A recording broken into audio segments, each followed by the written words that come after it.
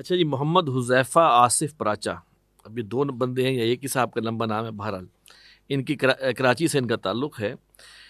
انہوں نے ایک اسپیسیفک شخصیت کے بارے میں سوال کیا ہے۔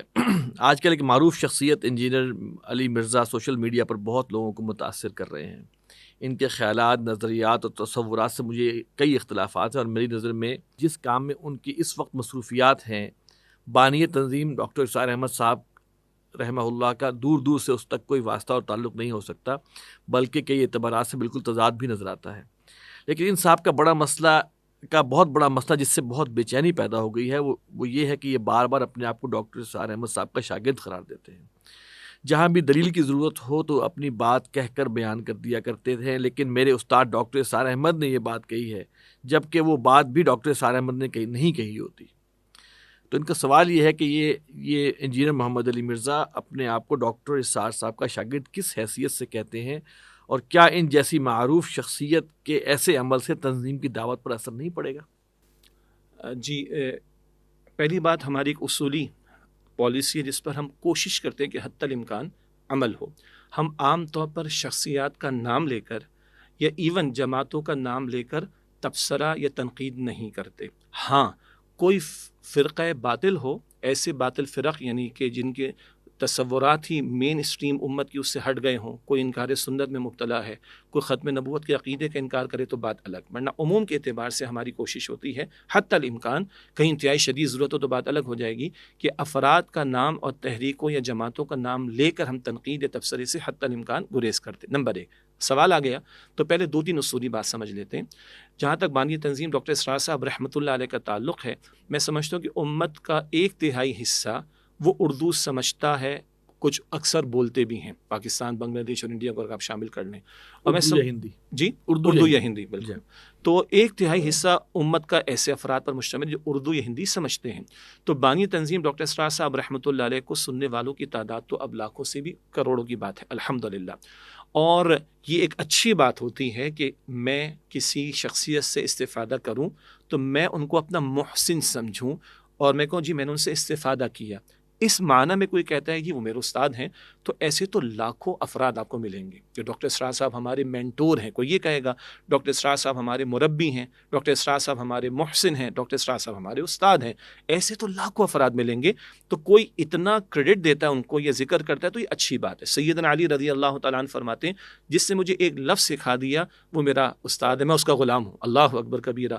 امام ابو حنیفہ رحمۃ اللہ علیہ کے بارے میں ایک عجیب مسئلہ معروف ہے کہ کسی یعنی کتے سے متعلق کوئی مسئلہ تھا، میں وہ بیان نہیں کر رہا ابھی، تو کسی شخص نے جو صفائی ستھرائی کا کام کرتا تھا اس نے اس بارے میں امام صاحب کو ایک بات سمجھائی، تو امام صاحب اس کو دیکھ کر اس کے احترام میں کبھی کبھی کھڑے ہوتے تھے، اس کا ادب کرتے تھے، بھائی یہ فلاں بات اس نے مجھے سمجھائی۔ تو یہ ہمارے اسلاف کا طریقہ ہے۔ یہاں تک تو اصولی بات آ گئی۔ اگلی بات ہے کہ جن محترم ساتھی کا صاحب کا انہوں نے ذکر فرمایا، ان کے بعض معاملات ایسے ہیں کہ اگر ڈاکٹر اسرار صاحب رحمۃ اللہ علیہ خود حیات ہوتے تو وہ اتفاق نہ کرتے۔ قرآن پاک ایک اصول ہمیں دیتا ہے، اختلاف رکھنا ایک شے، لیکن جدال احسن وجادلہم باللتی ہی احسن، جدال بھی کرو، جھگڑا کرو، ڈیبیٹ کرو، اختلاف رکھو تو احسن طریقے پر۔ قرآن پاک یہاں تک بتاتا ہے سورہ انعام میں آیت نمبر 108 میں کہ ان مشرکین کے بتوں کو گالیاں مت دو ورنہ پلٹ کر تمہارے معبود برحق اللہ کو برا بلا کہیں گے۔ قرآن پاک تو یہ اصول ہمیں عطا کرتا ہے۔ تو جن محترم صاحب کا ذکر کیا گیا ان کے معاملات میں بعض ایسی چیزیں ہیں جو ہمارے دینی مزاج اور وقار سے مطابقت نہیں رکھتی ہیں، اور کئی باتیں ایسی ہیں کہ ڈاکٹر اسرار صاحب اگر حیات ہوتے تو قطعاً اتفاق نہ کرتے، بلکہ اگر شاید ان تک بات پہنچتی تو ان کو سمجھاتے بھی۔ آخری بات جو ہمارے بھائی نے کہی ہے کہ بھائی وہ اب وہ نام لیتے ہیں تو اس سے تنظیم کی دعوت کو نقصان تو نہیں پہنچے گا۔ اب دیکھیے بہت سی باتیں ہمارے اختیار میں تو نہیں ہیں، اب کسی نے استفادہ کیا اور وہ اپنے آپ کو ریلیٹ کر رہا ہے تو ٹھیک ہے، البتہ سننے والوں کو دیکھ لینا چاہیے کہ ڈاکٹر اسرار صاحب کی پوری زندگی کس کام میں لگی۔ کیا معاذ اللہ وہ اسلاف پر بحثیں کرنے میں لگی؟ کیا وہ فقہی مسائل کے میدان میں داخل ہو کر اپنی عقول لڑانے اور اپنی آرا پیش کرنے میں لگی؟ کیا وہ مسلکی اختلاف پر بحثوں کو چھیڑنے میں لگی؟ کیا وہ افراد اور شخصیات کے اوپر بازاری قسم کے انداز سے کلام کرنا؟ استغفر اللہ، قطعاً نہیں۔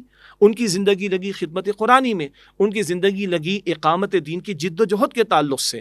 اور آخری بات ہے کہ میں بھی ڈاکٹر اسرار صاحب کا شاگرد ہوں، میں ان کا روحانی بیٹا ہوں، میں ان کا شاگرد ہوں، میرے محسن ہیں. دیکھنے کی بات ہے کہ اگر میں کسی کو اپنا استاد کہہ رہا ہوں تو ان کی زندگی کے مقصد سے میں کتنا ہم آہنگ ہوں. میرے نزدیک، ہمارے نزدیک وہ سب معتبر ہیں، قابل احترام ہیں جو ڈاکٹر اسرار صاحب کو اپنا محسن سمجھتے ہیں. مگر ڈاکٹر صاحب خود کہتے ہیں یار اگر مجھ سے محبت ہے تو آؤ میرے ہاتھ میں ہاتھ دو، بیعت کرو میرے ہاتھ پر.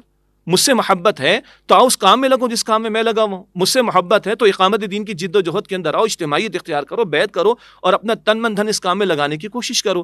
تو واقعتاً میں سمجھتا ہوں کہ اگر کوئی واقعتاً اپنے آپ کو ڈاکٹر اسرار صاحب کا شاگرد کہے یا ان کو واقعتاً اپنا بڑا اور محسن مانے، تو میں سمجھتا ہوں کہ اس کی اخلاقی کم از کم ذمہ داری بنتی ہے کہ وہ مشن جو ڈاکٹر اسرار صاحب کا تھا رحمۃ اللہ علیہ، جس میں ان کی پوری زندگی لگ گئی، زندگی پوری قربان ہو گئی، اس کام میں بالفعل وہ لگے، تو میں سمجھتا ہوں واقعتاً پھر ہم کہیں کہ ہم ان کے شاگرد اور وہ ہمارے استاد ہیں.